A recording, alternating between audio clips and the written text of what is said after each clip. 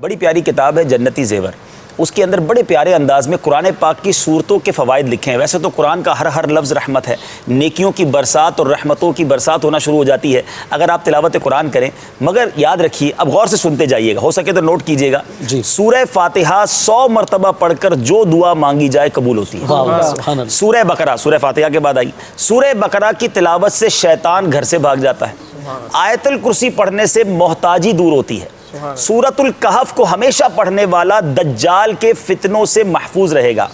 والدین کی قبر پر ہر جمعہ سورہ یاسین کی تلاوت کرنے سے اس کے حروف کی تعداد کے برابر ان کے گناہ بخش دیے جاتے ہیں. والدین کی گناہ بخش دیے جائیں گے جتنے یاسین شریف کے حروف ہیں. سورہ الدخان پڑھنے سے مشکل دور ہوتی ہے. اور جو قریب المرگ ہو, یعنی آخری وقت کسی کا چل رہا ہو, سورہ الجاثیہ کا دم کرنے سے اس کا خاتمہ بالخیر ہو. اچھا, سورہ حجرات کا پڑھنا اور دم کر کے پینا, سورہ حجرات کا پڑھنا اور دم کر کے پینا گھر میں خیر و برکت کے لیے مفید ہے. سورہ قاف پڑھنے سے, ہو سکتا ہے مجھے کچھ باغ والے کسان بھائی بھی سن رہے ہو تو سنیے, سورہ قاف پڑھنے سے باغ میں پھلوں کی کثرت ہوتی ہے. سورہ رحمان 11 بار پڑھنے سے تمام مقاصد پورے ہوتے ہیں.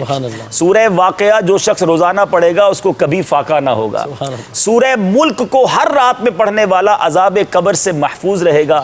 سورہ مزمل کو 11 بار پڑھنے سے ہر مشکل آسان ہو جاتی ہے. سورہ المدثر کو پڑھ کر حفظ قرآن کی دعا مانگنے سے قرآن کریم کا یاد کرنا آسان ہو جاتا ہے. اب جو حافظ ہو رہے ہیں یہ سورہ مدثر کو پڑھ کر حفظ قرآن کی دعا مانگے تو انشاءاللہ قرآن پاک پڑھنا آسان ہو جائے, یاد کرنا آسان ہو جائے گا. سورہ النازعات پڑھنے سے جاں کنی کی تکلیف نہیں ہوگی. سورہ الضحیٰ پڑھنے سے بھاگا ہوا آدمی واپس آ جائے گا. سورہ علم نشرہ کو جس مال پر پڑھ دیا جائے اس میں خوب برکت ہوگی.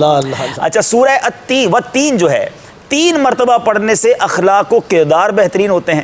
سورہ علق میں جوڑوں کے درد کا علاج ہے. چلے میرے بزرگ بھی سن لیں, سورہ علق پڑھتے رہا کریں, جوانوں کو بھی ہو رہا ہے. سورہ قدر, سبحان اللہ, کتنی آسان, جو صبح و شام پڑھے گا اللہ عز و جل اس کی عزت بڑھا دے گا. سورہ البینہ برس اور یرکان کا علاج ہے. سورہ زلزال 4تھائی قرآن کے برابر ہے.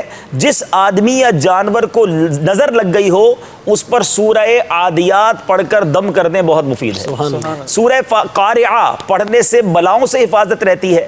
سورہ تکاثر کو 300 بار پڑھنے سے قرض جو ہے بہت جلد ادا ہو جاتا ہے. تو الہاکم التکاثر 300 بار پڑھ لے, بہت سارے لوگ قرض میں ڈوبے ہوئے ہوتے ہیں. اچھا, اور سنیے سورہ قریش, یہ میں نے امیر علیہ سنت کا معمول بھی دیکھا ہے کہ سورہ قریش جان کی حفاظت کے لیے مجرب ہے. آپ کو کبھی رات کو آپ جا رہے ہیں ایسے علاقے میں ہیں, آپ کو فیل ہو رہا ہے کہ آپ کو کچھ خطرہ ہے, تو سورہ قریش پڑھنے کی عادت ڈالیں, یہ بڑا زبردست وظیفہ ہے. سورہ ماعون بڑی مشکل کے وقت پڑھنا بہت مفید ہے.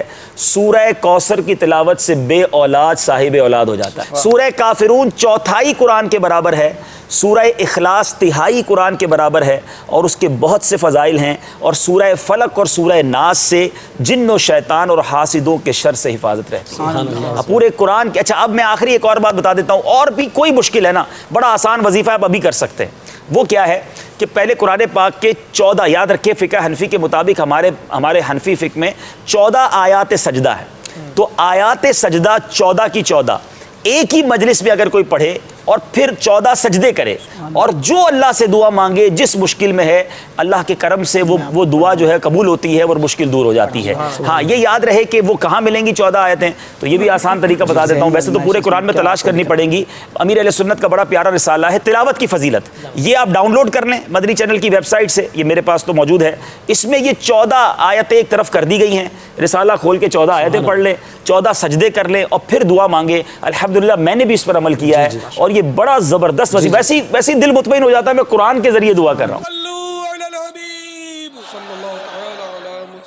مجھے اپنی اور ساری دنیا کے لوگوں کی اصلاح کی کوشش کرنی ہے انشاءاللہ.